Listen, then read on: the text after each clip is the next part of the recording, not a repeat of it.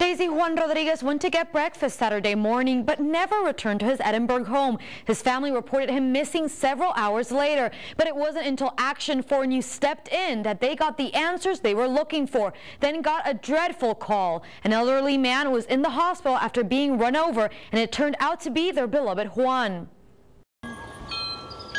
He goes and picks up cans. He'll go away like for an hour, hour and a half, and then comes back.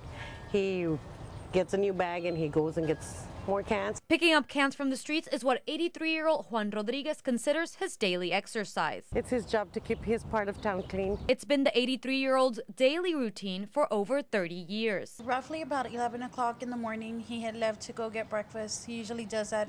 It's a daily routine for him. He goes and he goes walking, pick up breakfast, and comes back home.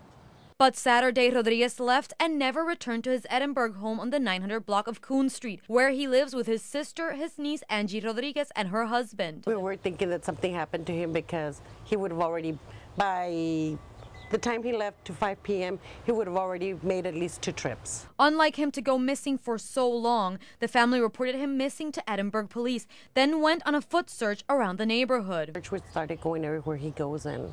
And what were people telling you? Nobody had seen him, and that's what really got us concerned, so we called the police. The family also contacted Action 4 News for help. We immediately took action and in just minutes had news for the family. Edinburgh police told us an unidentified elderly man was at McAllen Medical Center in the intensive care unit. He had been hit by a car. However, the man was not carrying ID, and it was unclear if in fact it was Rodriguez. Because he didn't have ID, he didn't have his wallet. Out of all days, he forgot his wallet at home. And he always brings it? He always has it with him because that's where we keep the emergency numbers in his wallet. The family soon found out it was their beloved Juan Rodriguez. Police informed Angie and her family the accident happened just a few blocks away from their home. Driver was not speeding and stopped to render aid. We're really happy that they did stop and help him.